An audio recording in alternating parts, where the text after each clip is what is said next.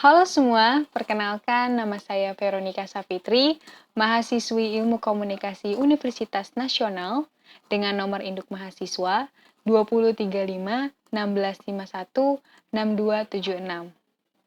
Beropini kali ini tidak untuk menyinggung siapapun, dan video ini juga untuk memenuhi tugas mata kuliah Sistem Komunikasi Indonesia. COVID membawa dampak yang besar bagi perekonomian Indonesia. Tapi COVID tidak menghalangi kita untuk berkomunikasi. Yang membedakannya itu hanya di medianya. Kalau sebelum pandemi, kita berdiskusi dan melakukan komunikasi itu secara langsung dan ada fisiknya, dan medianya juga menggunakan udara. Sedangkan pada saat pandemi saat ini, kita berkomunikasi tidak bisa melakukan fisik, tapi kita bisa memanfaatkan teknologi yang ada dengan misalnya seperti media sosial yang kalau misalnya kita diskusi itu udah nggak harus ketemu langsung melalui internet seperti aplikasi Zoom yang tersambung dengan internet itu juga memudahkan kita dan dimanapun kita berada kita bisa gabung ke situ. Dan bukankah lama-kelamaan orang Indonesia ini jadi melek teknologi? Kemudian, bagaimana dengan acara-acara yang melibatkan banyak orang? Ya, seperti pernikahan misalnya. Kan manusia itu diciptakan berpasang-pasangan. Dan pernikahan itu juga wajib menurut agama. Bahkan itu juga ibadah. Karena untuk memperoleh keturunan. 2019 ke belakang, kita lihat lagi nih. Kalau orang nikah itu biasanya persiapannya banyak banget. Kalau di saat pandemi sekarang, itu persiapannya tuh dibatasi. Jadi, kesimpulannya, bukankah lebih meminimalisir keuangan? Bisa kan? Dilansir dari detik.com, Dinas Pariwisata dan Ekonomi Kreatif Pemerintah DKI Jakarta menerbitkan Surat Keputusan Kepala Dinas Pariwisata dan Ekonomi Kreatif Pemerintah DKI nomor 123 tahun 2021 tentang PPKM berbasis mikro pada sektor usaha pariwisata. Dalam SK tersebut, ada ketentuan baru dalam penyelenggaraan akad atau resepsi pernikahan di ibu kota, serta jumlah maksimal orang yang hadir dalam penyelenggaraan tersebut di hotel ataupun di gedung itu 30 orang. Dan untuk waktunya, dalam rentan waktu jam 6 pagi sampai jam 5 sore. Untuk selebihnya itu tidak boleh.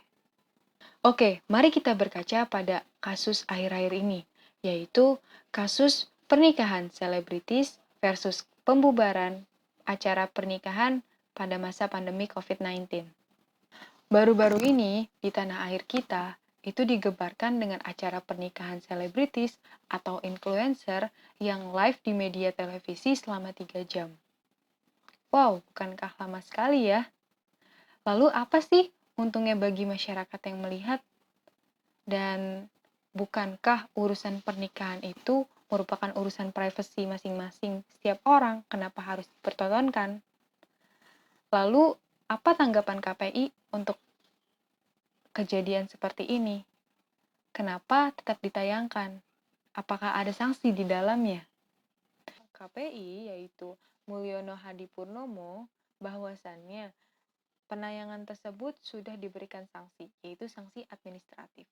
Kenapa nggak langsung dimatikan saja gitu loh? Kenapa ya?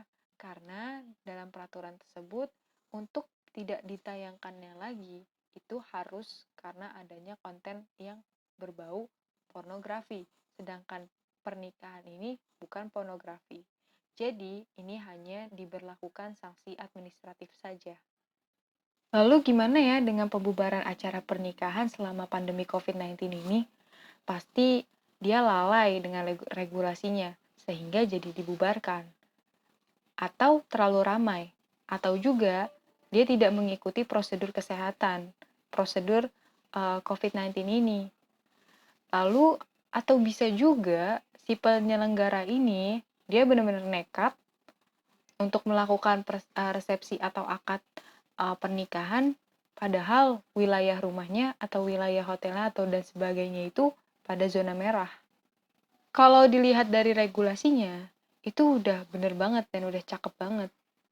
Kemudian, apakah komunikasi publik untuk memperkenalkan regulasi ini sudah baik dan efektif?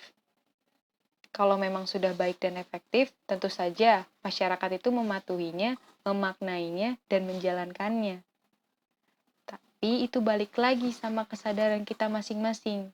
Apakah kita memaknai atau mengabaikan atau mengikuti atau mematuhinya? Kesadaran diri masing-masing itu perlu banget. Dan juga kita harus mengubah pola pikir kita untuk menjadi lebih sehat dan menjadi lebih positif ke depannya. Terima kasih semuanya telah menonton video beropini saya mengenai kasus pernikahan selebritis versus pembubaran acara pernikahan pada masa pandemi COVID-19. Semoga bermanfaat dan salam sehat semuanya.